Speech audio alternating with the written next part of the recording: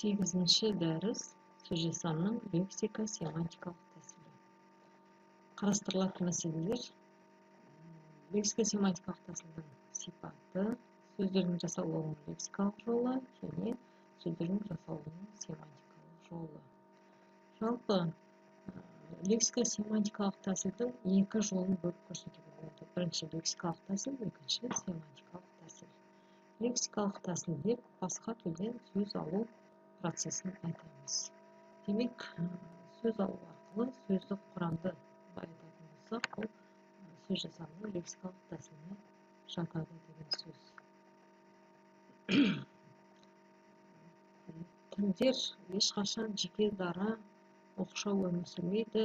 Қоғамның қажеттілігіне қарай басқа халықтармен ауыс-түйіс араласудың нәтижесінде түрлі сөздер еніп жатады, жаңа атаулар пайда болады.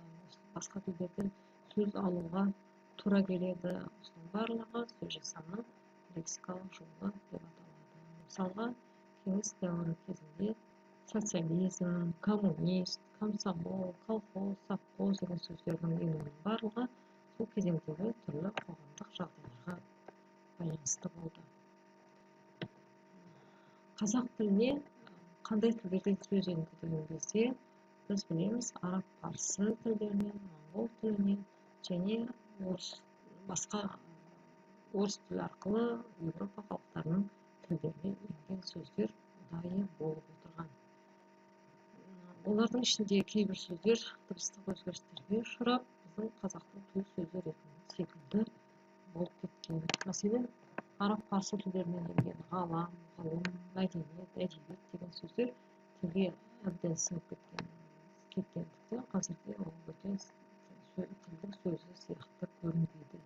Мысалы, орыс тіліне енген болыс, жандарал, нөмір, жәшік, бәкіңке, сот, жәрмеңке, бұқабай, кір деген секілді сөздер де сондай өзгерістерге ұшыраған сөздер.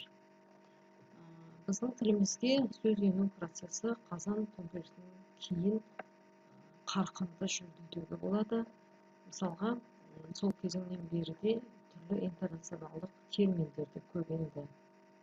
Мәселен, театр, телефон, техника, экономика, грамматика, социализм, коммунист, интеграция деген секілді сөздер. Сонымен қатар басқа тілден сөз алу процесі мына түрлі ғылым салаларына, әртүрлі терминдерге байланысты болды. Мысалға, тілдің өзінде де тіл біліміне қатысты көптеген интернационалдық терминдер бар. Мысалға, көп терминдеріміз бізге латын тілінен, грек тілінен енген.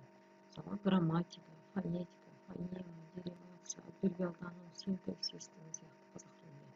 Әдебиетте сюжет, композиция, метафора, метонимия, фабула, тағы басқа сөздер. Мұндай сөздер өте көп.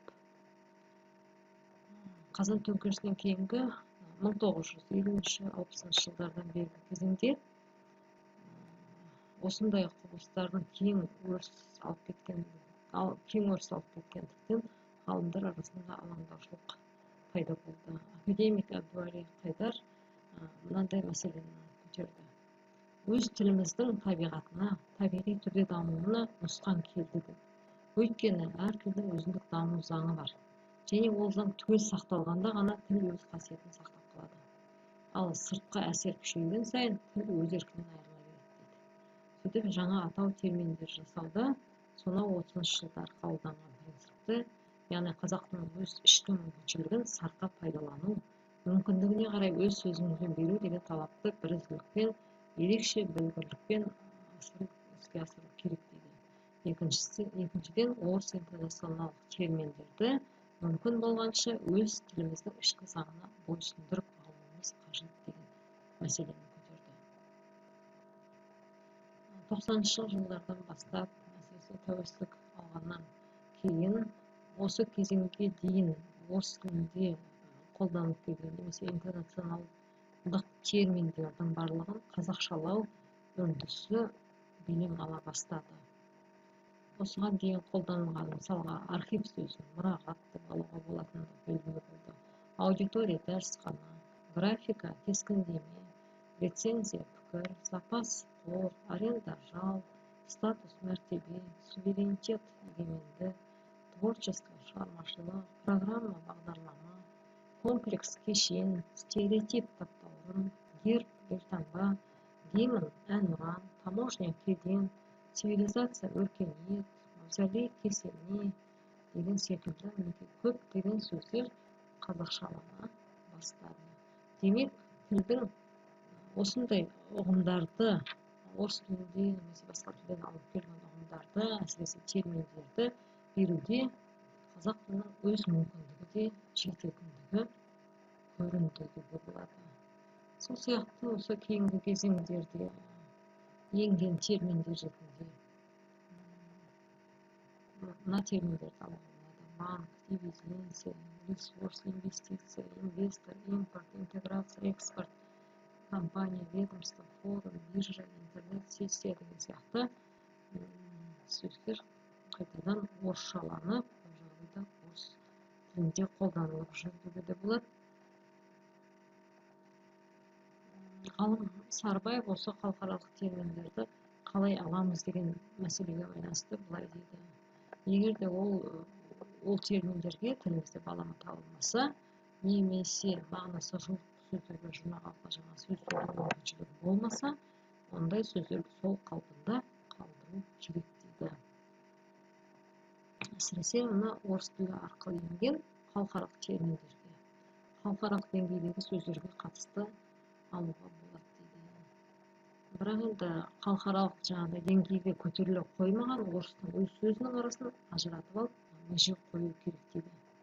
Ел мен ел, мемлекет пен мемлекет интеграцияға түсе бастаған тұста халықаралық лексиканың мағынасы ерекше болмақ дейді.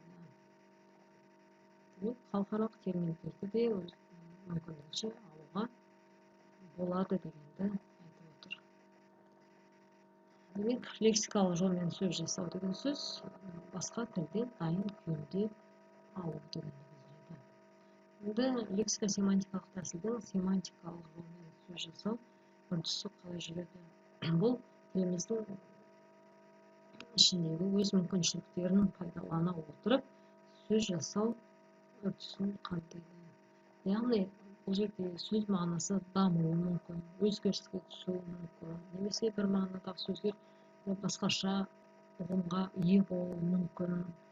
Осындай тілдің ішінде болып жататын процестер семантикалық үдеріске жатады. Мысалға, айдар деген сөз алатын болсақ, айдар ертеде балаға қойылатын шаш, тұлым. Бұл тұлымды білдірген. Ал қазірде ол газет айдары дегенде рубрика сөзінің мағынасын береді.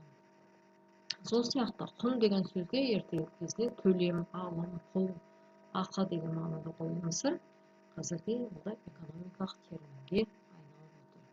Мұндай ұғым түсініктер қазақ тілінің терминдерінде де көптеп кездеседі. Мысалға, жалғау, жұрнақ деген өзде мағыналық жағынан әбден сараланып, дамып, жаңа бір ұғымға ие болған. Сол сияқты сапар деген сөз. Бұның да мағынасы кеңейіп, мемлекет аралық қарым-қатынаста қолданылатын ресми атауға айналды. Делдал деген қарапайым қолданыста, мысалға, екі адамның арасында жүретін кісі мағынасында қолданылса, дәнекер ретінде жүретін. Қазір енді бұл да экономиканың терминіне айналған брокер мағынасын беретін сөз. Әкім сөзі, жалпы қазақта ол әкім деген мағына атқамінер, бешкеш деген жағымсыз мәні басым болса, қазір мысалы басшының барлығында әкім деп айта аламыз. Даңғыл деген сөз, даңғыл деген кең сайрап жатқан сара жол деген мағынаны беретін болса, қазір онда автобустың жолы, көліктің жолы, үлкен жол деген мағынаны беретін сөзге айналып, мағынасы дамыған деуге болады. Сонымен қатар тілді дамытудың бір жолы диалект ретінде жергілікті жерде қолданылып жүрген сөздердің немесе кәсіби сөздердің әдеби тілге енуі. Мәселен, мұрап, диқан, бағбан, жозы, арасан, қоза, шөм, мәйек деген бір диалекттік сипаты бар жергілікті жерде, яғни бау-бақша, егіншілікпен байланысты қолданылатын сөздер болса, Қазір бұлар әдеби тілге еніп, жалпы халықтық қолданыстағы сөздер болып отыр. Бұл да тіліміздің өзінің ішкі мүмкіндігі арқылы сөз жасаудың бір көрінісі болып табылады. Тыңдағандарыңызға рахмет.